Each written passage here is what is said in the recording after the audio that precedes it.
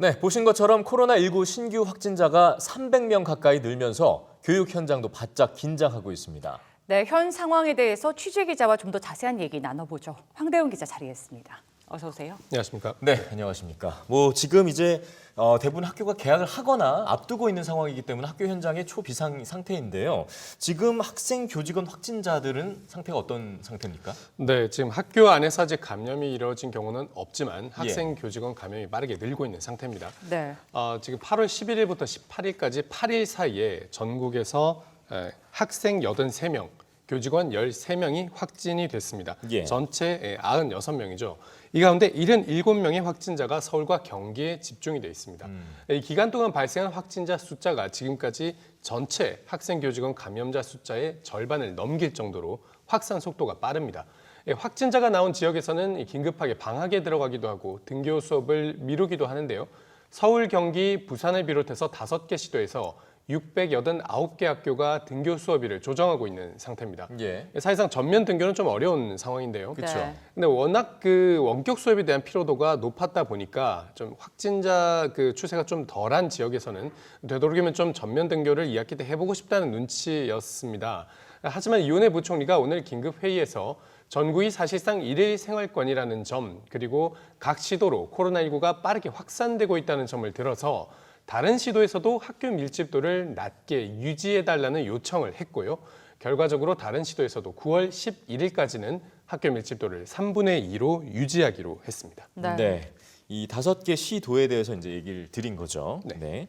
자, 지금 이렇게 조치가 이루어지는 부분이 아무래도 코로나19 확진자가 늘고 있기 때문 아니겠습니까? 그렇습니다. 지금 모두 297명의 환자가 어제 발생을 했는데 이 가운데 283명이 지역 감염입니다. 네. 지난 14일부터 매일 세 자릿수 확진자가 추가되고 있는 상황인데요. 어제가 가장 많았습니다. 지역별로 살펴보면 서울이 150명, 또 경기가 94명, 인천 8명, 이렇게 수도권이 252명입니다. 87%로 거의 대부분을 차지합니다. 예. 이 밖에도 부산에서 9명을 포함해서 전국 14개 시도에서 어제 확진자가 나왔습니다. 지난 엿새 동안 추가된 확진자만 1,288명입니다.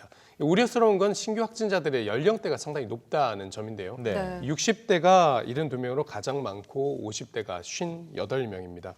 사망자 숫자는 늘지 않았고 그대로이긴 한데요. 1,700명이 넘는 환자들이 지금 격리 치료를 받고 있습니다.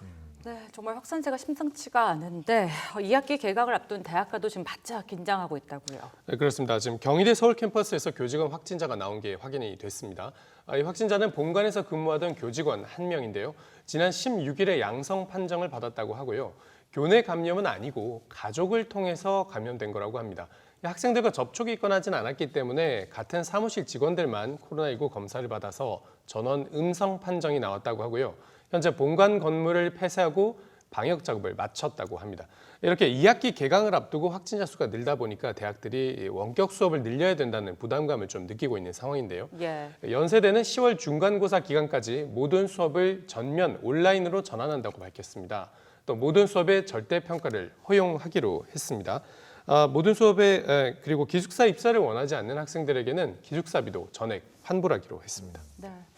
이렇게 계속해서 확진자 숫자가 만약에 늘게 된다면 아무래도 사회적 거리 두기를 3단계로 올려야 되지 않을까 하는 의견들도 좀 조심스럽게 나오고 있어요. 네, 그런 의견이 좀 많이 나오고 있는 상태긴 하지만 정세균 국무총리가 오늘 브리핑에서 현재 상황이 3단계로 넘어갈 단계는 아니다라고 이야기를 했습니다. 3단계로 격상되면 10명 이상의 모임도 금지가 됩니다. 학교도 지금은 등교 수업을 병행하고 있잖아요. 예. 전면 원격 수업으로 바꾸거나 휴업을 해야 하고요. 스포츠 경기도 지금은 무관중 경기로나마 치르고는 있는데 네. 3단계가 되면 경기 자체가 중단됩니다. 예.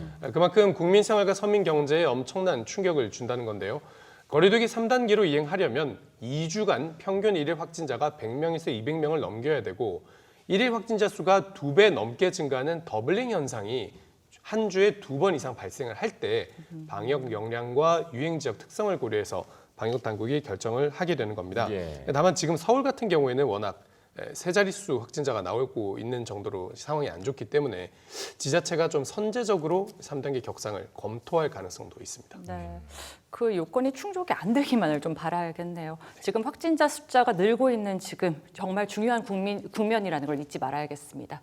예, 오늘 얘기 잘 들었습니다.